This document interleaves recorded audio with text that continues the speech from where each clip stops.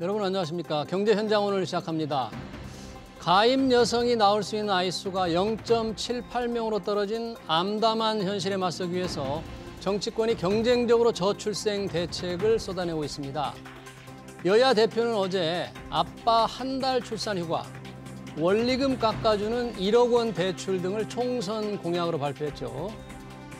뉴욕 증시에서는 미 연준의 조기금리 인하 기대감이 점점 낮아지고 있다고 합니다.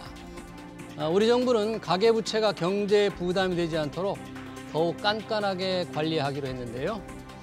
한 주간의 뜨거웠던 경제 이슈들 픽코노미에서 자세히 분석해 보겠습니다. 유튜브 실시간 댓글 의견 주시면 토론에 반영합니다. 경제 현장 오늘입니다. 픽코노미와 함께 할 두 분 소개합니다. 김광석 한국경제산업연구원 연구실장 그리고 권혁중 경제평론가 나오셨습니다. 어서 오세요. 네, 안녕하세요. 반갑습니다. 한 주의 경제 이슈 정리하는 픽코노미 오늘도 세 가지 주제를 정했습니다. 첫 번째는 정치권 그리고 정부도 쏟아내는 저출생 대책입니다. 어제 여야가 동시에 총선 공약으로 저출생 대책을 내놨어요. 국민의힘, 더불어민주당. 권혁중 평론가님, 우선 두 당이 내놓은 총선 공약이죠. 저출생 대책 어떤 것들입니까? 일단 국민의힘 같은 경우에는요, 이제는 인구부를 신설하겠다라고 얘기했는데 그게 뭐냐면 이 저출산 대책이 조금 분산돼 있었습니다. 이걸 이제는 한 기관에서 다 통솔해서 진행하겠다. 그래서 인구부를 신설해서 통과를 하겠다, 총괄 하겠다 발표했고요. 그다음에 그러니까 연 5일이죠. 연 유급 그 자녀 돌봄 휴가를 이제 신설하겠다라고 얘기를 했어요. 사실상 뭐 애가 아플 때 사실 이제 내 휴가를 쓸 수밖에 없고 연차를 쓸 수밖에 없는데 아예 그럴 때 쓰라고 이제 유급 휴가를 주겠다 이렇게 얘기를 했고 아빠 휴가 1개월 유급으로 이제 의무화하겠다라고 밝혔고요. 그다음에 육아휴직 신청 시 출산휴가 자동 개시한다. 그래서 무조건 신청하면 그냥 무조건 주는 겁니다. 자동으로. 네, 자동으로. 그다음에 육아휴직 급여 상한을 150만 원에서 210만 원을 올려줬는데 올려주기로 한 거죠. 맞습니다. 공약을 210만 원. 네. 이게 이제는 국민의힘 이제 공약이고요. 더불어민주당은 이제는 조금 사실 좀 논란이 좀 많은 사실 정책인데 왜 그러냐면 왜 그래요? 가장 큰 게 이제는 보듬주택입니다. 주택. 예, 주택인데 이 보듬주택이 뭐냐 그러면 그 공공임대주택인데 분양 전환되는 공공임대주택인데요. 이게 만약에 두 자녀를 낳는다 그럼 20평대를 주고요. 20평. 예, 세 자녀면 이제 30평대에 이제 공공 임대를 주는데 주고. 이제 분양 전환이 되는 거죠. 그러니까 굉장히 큰 혜택이죠, 사실. 그러네요. 이런 거 하겠다는 거고 그다음에 신혼부부 주거 지원 대상을 이제 7년인데 이걸 10년으로 더 확대하겠다 밝혔고요. 그다음에 드림 패키지라고 해서 이제는 결혼하기 전 우리 청년들의 대상으로 해서 뭔가 혜택을 주겠다 그랬는데 모든 신혼부부 가구당 10년 만기 1억 원에 대출해 줍니다. 그런 다음에 애를 낳으면은 이거를 이제 원금도 깎아주고 결국에는 뭐 애를 더 많이 낳을수록 점점 더 내려가는 거예요. 그래서 원금 탕감 이렇게 해서 이제는 신혼부부들이 결혼해서 애를 낳을 수 있도록 하겠다. 이런 얘기가 나왔죠. 그래서 또한 돌봄도 국가 무한 책임으로 하겠다. 그래서 이런 어떤 특징들이 여야에서 어제 나왔다라고 말씀드립니다. 그러네요. 여야가 동시에 저출생 대책으로 이 총선의 표심도 잡고 또 뭐 출산율이 너무 낮으니까 뭔가 좀 뭐라도 해봐야 되겠다는 절박감은 좀 이해가 됩니다. 자, 김광석 실장님, 여야, 뭐 정부도 지금 대책을 계속 내놓고 있는데 여야가 어제 공통으로 동시에 발표한 대책 보시면서 뭐 어떤 생각이 들었습니까? 뭐 현실성, 합리성 여러 가지 좀 생각이 있었을 텐데. 네, 일단은 분명 효과는 있긴 있을 겁니다. 근데 그 효과가 지속 가능한 효과일까? 아니면 일시적으로 지원이 있을 때만 반짝 발생하는 일시적 한정적인 효과일까? 이 부분에 대한 좀 고민이 들고요. 첫 번째. 지속 가능할까? 두 번째는 또 이것이 과연 이런 정책들을 서로 정책 경쟁하듯이 아마도 국민들이 좋아할 법한 저출산의 고통인 그 대상자들이 좋아할 법한 그런 공약들을 경쟁하듯이 발표하고 있는데 과연 그것이 실현 가능한 것인가? 실현 가능한가? 그러니까 주택을 주고 소득을 주겠다 이런 뜻이잖아요, 결과적으로. 근데 그런 것들이 과연 가능한 일일까? 그리고 그것이 가능하다 하더라도 지속 가능하게 저출산 사회에서 고출산 사회로의 전환으로 이끌 만한 정책인가? 아니면 일시적으로 잠깐 저출산 문제가 극복됐다가 다시 돌아올 일인가? 이런 부분에 대한 의문점들이 좀 많이 도는 좀 정치적인 어떤 대립 구도가 아닌가 이런 생각도 합니다. 그러네요. 효과가 있을 수 있겠지만 우리 김광석 실장은 뭐 지속 가능하냐, 오래 될 수 있느냐 이런 문제인데 권혁주 평론가님 보시기에 네. 아 그래도 이런 대책은 정말 필요하다, 반드시 조금 네. 했으면 좋겠다 하는 생각되는 게 있지 않겠어요? 사실 그 국민의힘에서 나왔던 안은요, 좀 실현 가능성은 좀 높은데 민주당에서 나왔던 안은 사실 좀 실현 가능성이 좀 높다. 왜냐하면 참 세수가 계속 좀 부족해지는 상황에서 막대한 재정을 어디서 과연 감당할 수 있을까라는 이제는 의아점이 좀 들고 그러다 보니까 사실 뭐 실현성을 따진다 그러면 그렇게 평론할 수 있겠지만은 효과로 따진다 그러면 사실 또 민주당 안이 효과적으로는 낫겠죠. 왜냐하면 민주당. 예, 막대한 돈을 씁니다. 예. 그다음에 합계 출산율이 아시겠지만 0.7명이거든요. 지금 예. 작년에 2분기, 3분기.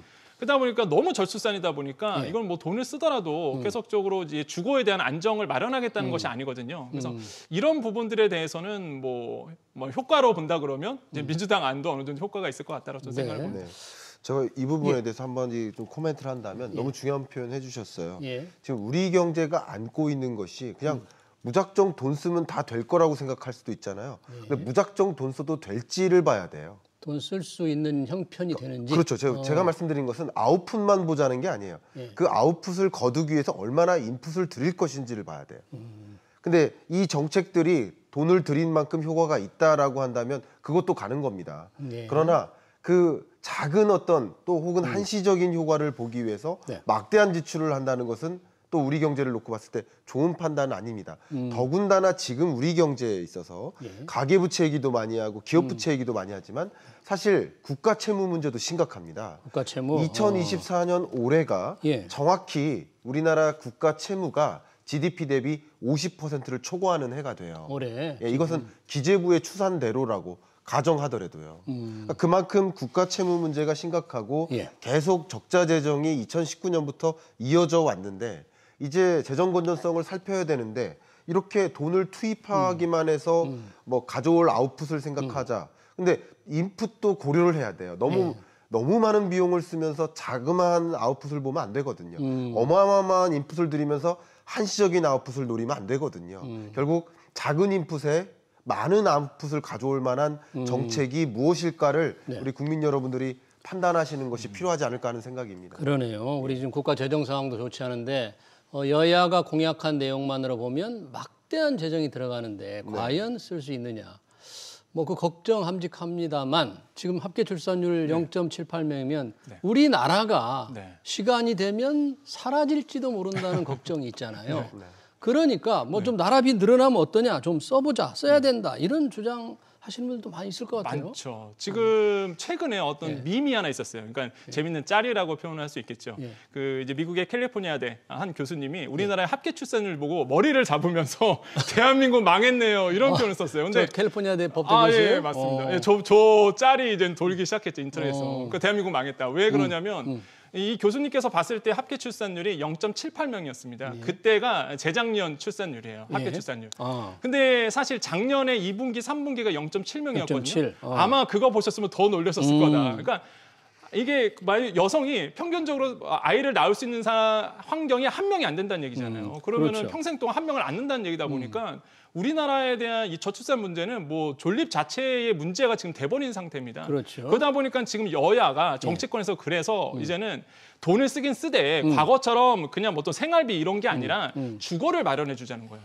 네, 그래서 대부분이 지금 그런 형태이거든요. 지금 이번에 그 나경원 전 의원이 그 헝가리 모델을 예전에 들고 났었습니다. 헝가리 모델? 네, 헝가리 모델을 해서 말 그대로 이제는 대출을 해주고 이거를 이제 원금 탕감을 해주는 거예요. 아이를 낳을 때마다. 그러니까 민주당 하는 거 똑같네? 맞아요. 그래서 사실 이번에 민주당이 나왔을 때 사실 나경원 의원이 얘기했던 거를 거의 비슷하게 따라갔어요. 그러니까 이거를 나경원 의원이 한국형 모델로 바꾼 게 뭐냐면 2억 원을 대출해주고 아이를 3명 낳으면 탕감해 주자는 거였거든요. 이게 이제 나경원 의원이 얘기했던 이제 주장안인데 좀 민주당과 비슷하죠. 그러네요. 그러니까 아이를 왜 안 낳느냐고 봤을 때에 이제는 말 그대로 이제 신혼부부가 돈이 없고 주거의 안정성이 이제 불안정하고 하다 보니까 아이를 안 낳는 거거든요. 그래서 주거에 대한 안정성을 주자는 측면에서 아마 이러한 대책들이 지금 나오고 있다라고 생각을 합니다. 김광석 실장이 지금 더불어민주당, 국민의힘 여야 대책 나오는 거, 출생 대책 나오는 거 보니까 누구 생각나는 분 혹시 없어요? 이렇게 돈을 마구마구 써가지고 높이자는 분? 아마 우리 시청자 여러분들도 지금 동시에 떠올리는 분들이 있을 겁니다. 바로 허경영 이 호칭을 뭐라고 해야 될지 모르겠습니다. 대선 후보라고 나왔던 후보라고 분, 할까요? 허경영 씨. 예, 허경영 대선 후보, 전 대선 후보죠. 그때 뭐 수년 전만 해도 뭐 예를 들어서 1억씩 준다, 아이를 낳으면 얼마씩 준다, 아이를 낳으면 집을 준다. 어쩌면 그때는 허무맹랑한 어떤 주장이라고 생각을 했었을지 모르지만 우리 정치권의 어떤 정책이 그 방향으로 가고 있는 것이 그렇죠. 아닌가 그런 생각도 좀 듭니다. 예. 우리 권혁주 평론가님은 네. 그래도 네. 우리가 이제 재정 걱정 때문에 자꾸 돈 많이 들어가는 저출생 대책 나무랄 수는 있지만 그래도 꼭 필요한 거 국민의힘이 나온 거 더불어민주당 야 이거 좀 해보자. 혹시 뭐 좀 들만한 건 없습니까? 저는 해왔으면 하는 거? 예, 보듬주택은 저는 좀 할만하다. 민주당에서 나왔던 거. 예, 그래서 보듬주택.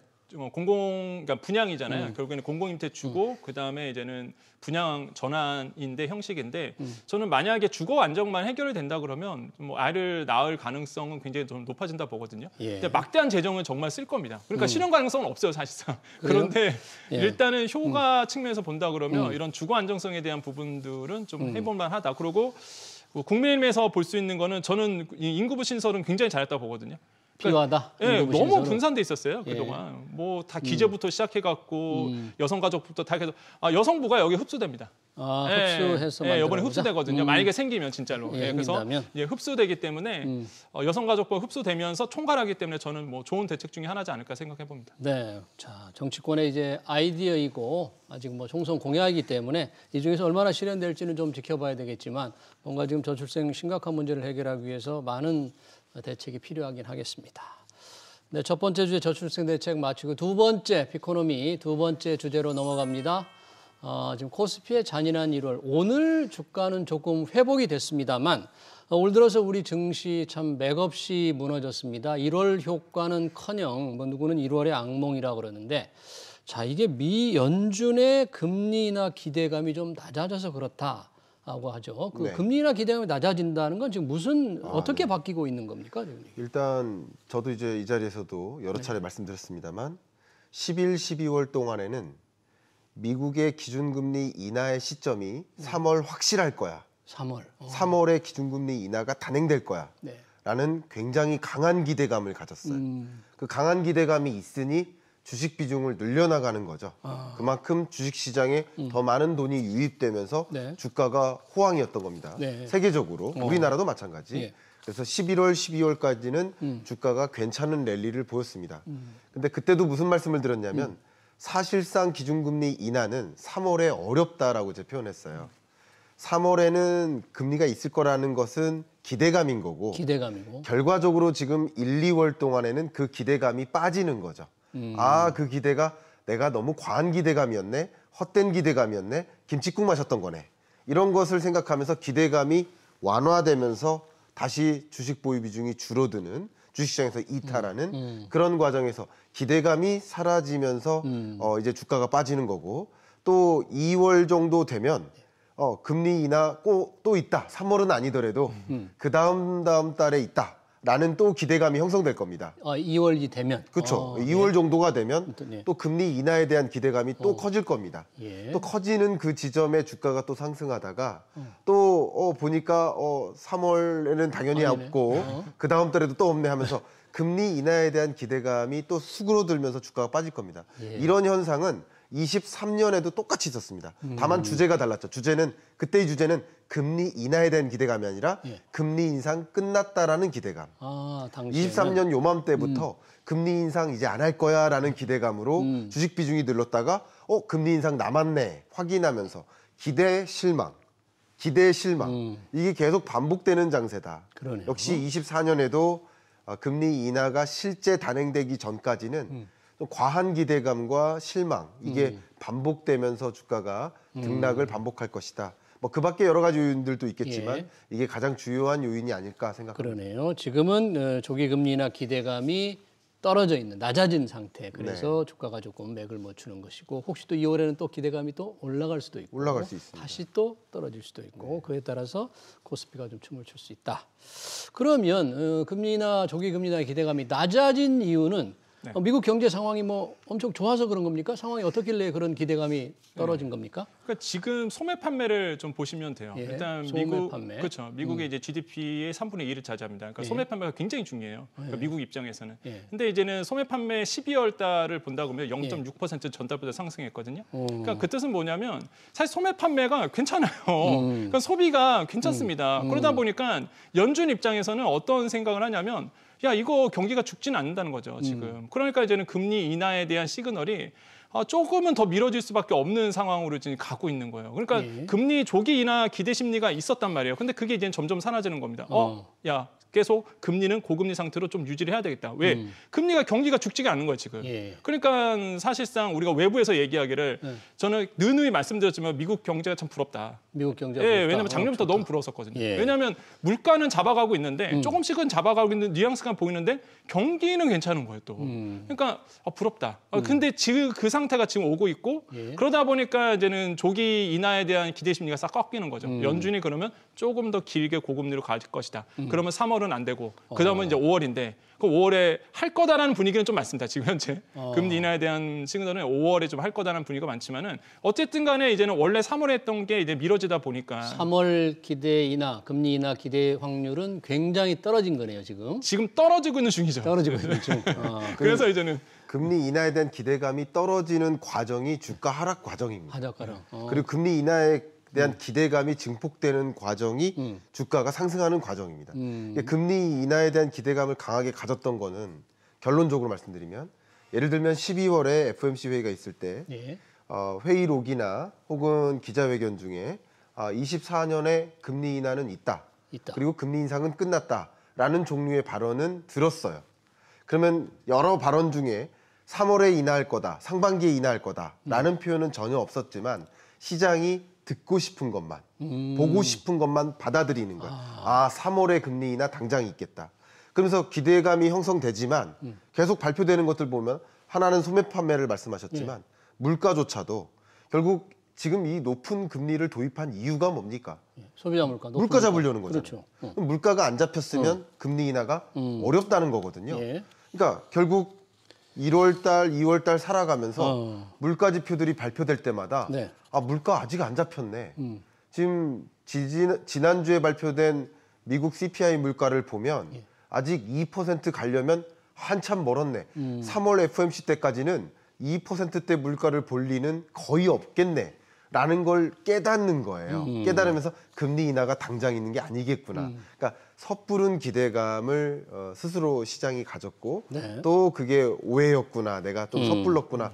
판단하는 과정에 실망감이 조성되는 것이 아닌가 생각합니다. 그러네요. 그러니까 앞으로 우리 투자자들도 미국 경제 지표 동향, 소비자 물가라든지 소비라든지 뭐 고용 동향 등을 잘 보고 실제 금리 인하가 언제쯤 일어날지 지켜봐야 될 텐데 미국 증시 영향이 우리가 직접적으로 봤는데 정부가 이제 코리아 디스카운트, 네. 우리나라 기업 주식이 좀 낮게 평가되는 것을 조금 해소하기 위해서 세금을 좀 개혁한다고 그랬어요. 네. 내년 시행 예정인 금융투자소득세는 일단 폐지하겠다. 네.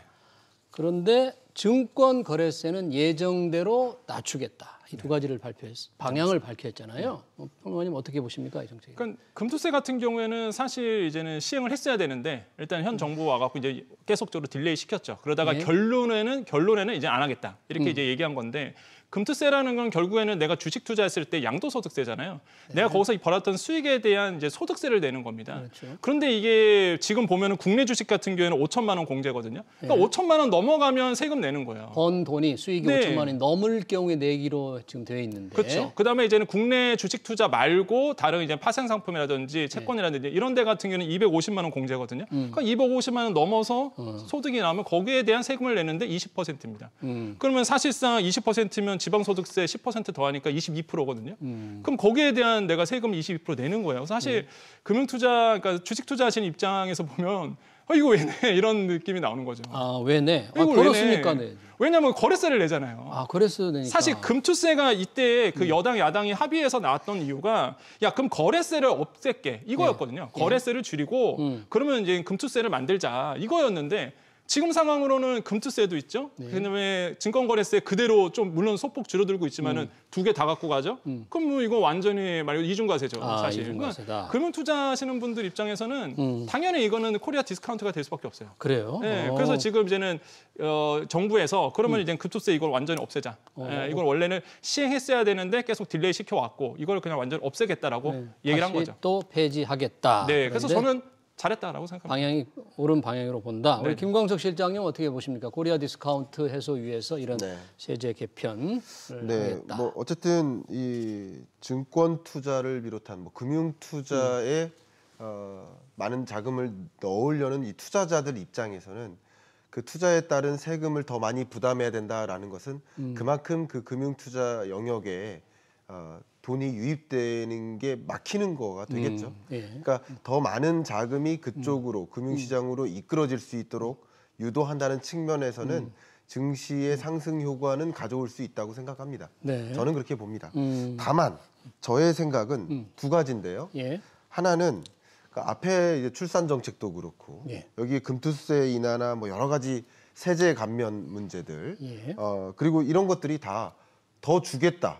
그리고 덜 걷겠다잖아요. 그렇죠. 이게 세금 금투세를 거두려는 걸 안 걷겠다는 거죠. 그러니까 근데 자꾸 더 주고 덜 걷겠다는 방식으로 모든 정책들만 가져가면 지금 2019년부터 계속 재정 적자라니까요.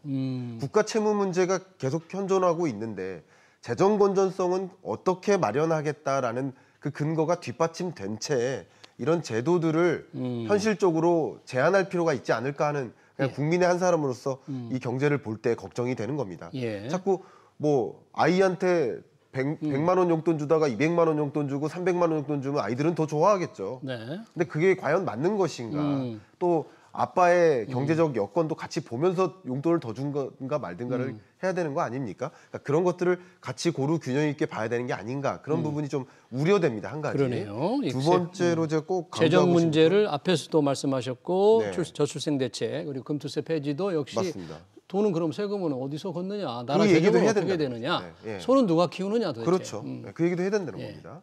그다음 두 번째 이게 방향이 틀리다는 게 아니라 같이 그런 것도 고려해야 되겠다. 그래야 균형된다라는 말씀이고 한 가지는 정말 코리아 디스카운트의 원인이 이 세제일까? 저는 전혀 그렇게 생각하지 않습니다. 그렇게 생각하지 않는다. 코리아 디스카운트의 이유는 두 가지로 좀 요약을 해본다면 다 대외적인 문제에 있습니다. 중국에 대한 의존도가 너무 높고요. 첫 중국에 번째. 대한 의존도. 두 번째, 일본과의 경합도가 높기 때문입니다. 제가 이렇게 봅니다. 예를 들면 최근 주식시장의 흐름을 보면 중국 주가가 무너졌습니다. 홍콩 주가도 무너졌습니다. 근데 우리나라는 글로벌리 봤을 때 외국인 투자자들이 봤을 때 중국의 주식하고 같이 보아요. 중국 경제, 투자 대상으로 같이 봐요. 대한 의존도가 너무 높다. 근데 경제적으로 중국에 대한 의존도가 높기 때문에 중국 경기가 안 좋을 때 우리 경기도 안 좋고. 일본은 어떤? 일본 너무 경합도라는 면에서 일본은 마이너스 금리를 도입하는 유일한 나라죠. 그러니까 완화적 통화 정책 때문에 주가가 사상 최고치입니다. 35년 만에 최고치예요. 그리고 엔저이기 때문에 수출 경기도 좋아요. 근데 우리나라는 일본과 경합도가 높기 때문에 예를 들면 우리나라도 미국에 자동차 수출하고 일본도 자동차 수출하니까 일본 엔화 가격이 떨어질 때 우리는 수출 경쟁력이 약화돼요. 그러니까 일본 주가가 좋을 때 오히려 우리나라는 안 좋습니다. 알겠습니다. 이런 대외적인 관계를 구조를 개선하는 것도 코리아 디스카운트 문제를 해소하는 것이기 때문에 그러네요. 같이 고민해야겠다는 생각입니다. 그러니까 주식 관련 세제만이야 코리아 디스카운트의 원인으로 중국 경제에 대한 지나치게 높은 의존도와 일본과의 지나치게 높은 경쟁 강도 이 두 가지를 조금 이것도 굉장히 중요한 거다. 그렇습니다. 그것도 좀 봐야 된다는 말씀을 해주셨습니다. 두 번째 주제 마치고요. 빅코노미 세 번째 주제로 넘어갑니다. 가계 대출 더 옥죄다. 은행들이 가계 대출을 줄인다. 금융당국이 그 가계부채 관리에 방침을 내놨네요. 가계부채 증가율을 경상 경제 성장률 이내로 관리하겠다. 이렇게 되면 은행 대출이 좀 어떻게 되는 거예요? 좀 줄게 되나요? 줄죠. 지금 이제 경상 성장률, 그러니까 명목 성장률이 4.9% 정도 예상하고 있거든요. 그러니까 그렇게 된다 그러면 거기에 지금 절반 이하로 지금 은행들은 생각하고 있어요. 그래서 지금 현재 5대 금융지주가 발표를 했는데 올해 가계대출 증가율을 1.5에서 2% 수준으로 관리하겠다. 그러니까 정부에서 말했던 경상 성장률 이하로 잡겠다라는 거에 같이 가고 있습니다. 지금 그래서 거의 절반 쪽으로 잡아놨거든요. 예. 그러면 지금 대출 증가율을 2%로 한다 그러면 지금의 아마 대출보다 상당히 많이 줄어들 가능성이 굉장히 커요. 그러니까 대출이 아마 안 나올 겁니다. 거의 그래요. 은행들이. 추가 대출이 쉽지 않을 쉽지 거다. 않죠. 지금. 그래서 지금 은행들 가보면요. 예. 지금 어떻게든 뭐 대출에 대해 그거예요. 기조가 뭐냐면 그 은행들 입장에서는 많이 줘야죠. 이자 수익 벌려면 많이 대출해주고 특히 가계대출 주담대 많이 해줘야 되는데 사실상 지금 정부가 압박이 계속 들어오고 있잖아요. 예. 그러다 보니까 은행들도 지금 몸을 사리고 있고 그다음에 이제 가계대출 문제가 너무 심각하다 보니까 그냥 빌려 갚을 수 있는 사람에게 주겠다는 게 현재 은행 분위기예요. 그래요. 그러다 보니까 이제는 대출 구하기가 돈 구하기가 더 어려워질 거다라고 생각을 해봅니다. 은행 문턱이 점점 더 높아지겠다는 그런 걱정을 해보는데 관련해서 가계대출 관리 방안으로 전세자금 대출도 DSR 총부채 원리금 상환 비율 규제에 넣겠다. DSR에 넣겠다. 그리고 변동금리 대출은 뭐 스트레스 DR을 연내 도입하겠다. 네. 이 시청자한테 상당히 영향을 미칠 수 있는 제도 같은 어떤 겁니까 네. 이거는? 말씀하신 대로 가계부채가 이제 가계부채 규모가 좋은 표현 해주셨는데 가계부채 예를 들어 1,900조 원 정도의 가계부채 규모가 예를 들어서 1,800조나 1,700조로 줄어들겠다라고 가정하시는 게 아니고요.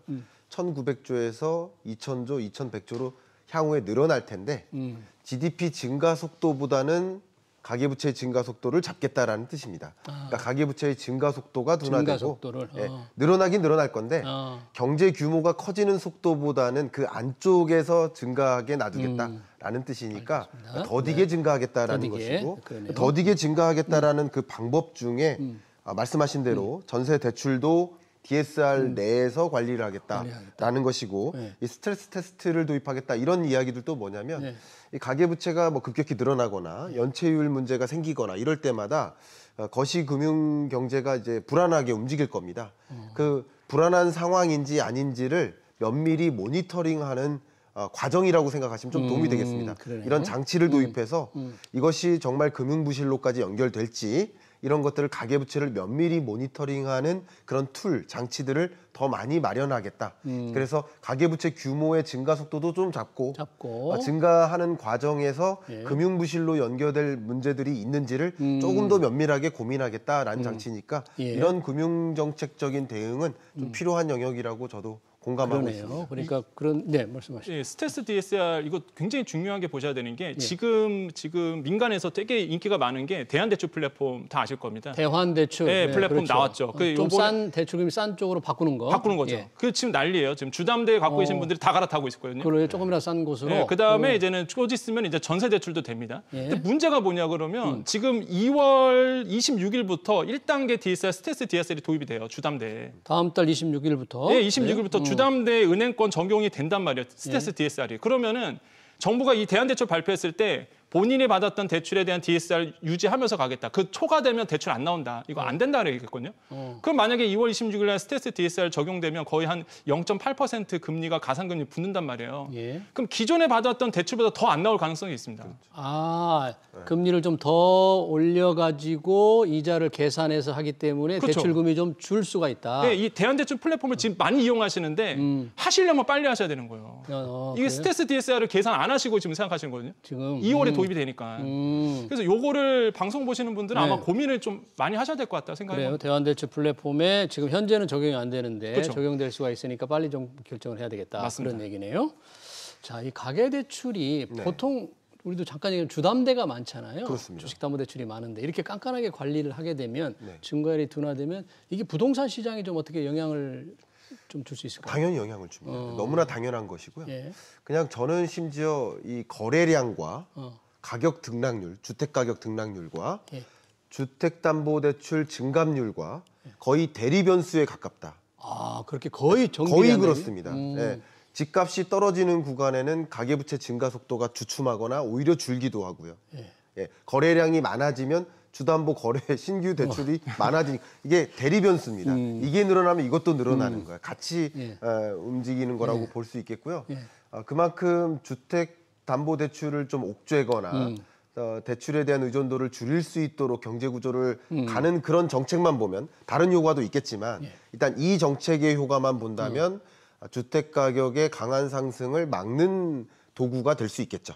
지금 증시가 굉장히 부동산 시장이 네. 굉장히 좀 부진하잖아요. 거래도 안 되고 조금 하락세로 가는데 그걸 좀 가속시키는 역할도 할 수도 있겠네요, 이 조치가. 여러 가지 것들이 맞물리는데 참 저 개인적으로 이 경제 정책들을 발표하는 거 보면 앞에서 제가 말씀드렸듯이 너무 앞뒤가 이게 안 맞는 것들이 너무 많아. 앞뒤.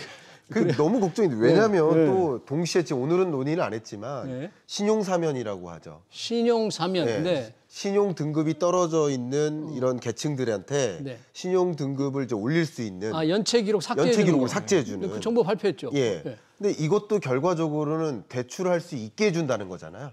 대원 대출하거나 대출할 수 없었던 신용 등급의 계층들도 추가적인 대출을 받을 수 있도록 움직이는 거죠. 그러니까 이런 정책과 대출을 더 억제하기 위한 정책과 이런 것들이 너무 혼재돼 있어서 정책의 방향성이 도대체 뭔지 가늠하기 참 어렵습니다. 알겠습니다. 예. 우리 정책의 주요 정책들이 조금 엇갈리는 정책들이 나오고 있다. 우리 김광석 실장님 지적해 주셨네요. 한 주의 경제 이슈 정리하는 피코노미 여기서 마치도록 하겠습니다. 지금까지 권혁중 경제평론가, 김광석 한국경제산업연구원 연구실장이었습니다. 두 분 고맙습니다. 네, 감사합니다. 감사합니다.